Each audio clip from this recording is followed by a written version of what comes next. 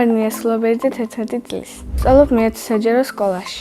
ჩემი საყვარელი საქმიანობა არის ხატვა და წიგნის კითხვა. 9 წელს რო ვიყავი, წავიკითხე პეპი გრძელიწინდა და ამ წიგნმა შემაყვარა კითხვა. ჩემი საყვარელი წიგნია მე, ბიბია, ელიკო და ილარიონი.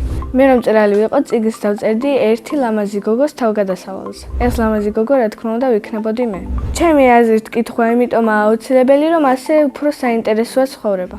ჩემ ოჯახში წიგნებს უფრო ხშირად ყიდულობს მამა. შეიძლება ითქვას, რომ მამიკო არის ამ ბიბლიოთეკის უხელფასო დირექტორი. მე ასევე მიყვარს ხატვა და ჩემი თვისწავლე.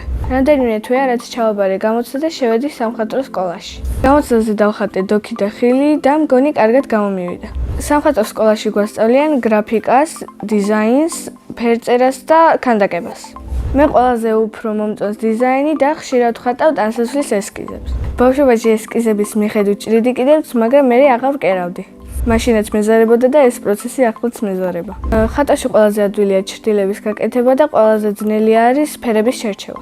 ჩემი საყვარელი ფერი არის ლურჯი და არ მომწონს საფილოსფერი ფერი.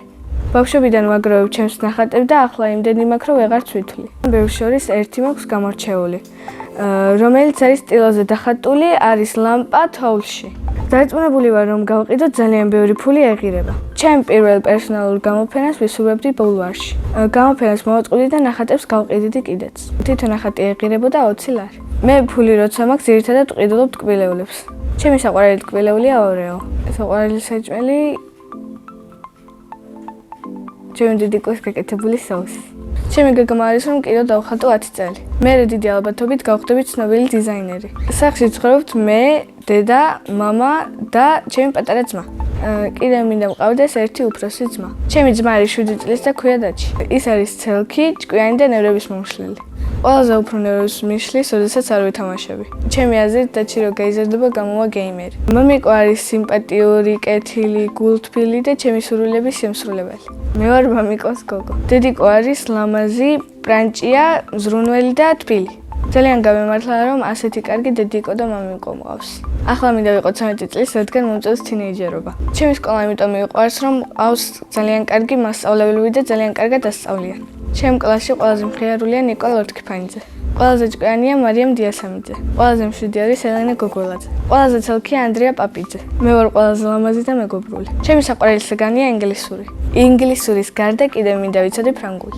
საყვარელი მასწავლებელია ჟანა მასწავლებელი, რომელსაც აქვს კარგი გვარი, მაგრამ ახლა არ მახსოვს. ის არის კეთილი, თბილი და ლამაზი ღიმილი აქვს.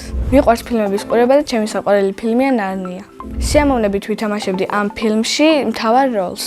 ჯადოსნური ჯოხი რომ მქონდეს, გავხდებოდი მილიონერი. ბევრი ფული რომ ექნება, გავერთობოდი ჩემ მეგობრებთან ერთად, დავეხმარებოდი გაჭირებულებს და ავაგებდი უფასო საავადმყოფოებს. გავაკეთებდი ბევრ კეთილ საქმეს და გავხდებოდი დიდი ქველმოქმედი. სამოგზაურობით სიამოვნებით წავიდოდი ამერიკაში.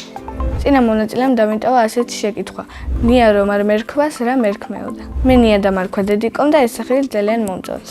მაგრამ ნია რომ არ მერქვას, ალბათ მერქმეოდა სესილი. ჩემს შვილებს დავარქმევ ნინას, სანდროს და მართას. შემდეგ მონაწილეს ვუტოვებ ასეთ შეკითხვას: რა არის მისი ოცნების საჩუქარი? მაგალითად, ჩემი ოცნების საჩუქარია ტელეფონი Samsung-ის ბოლო მოდელი.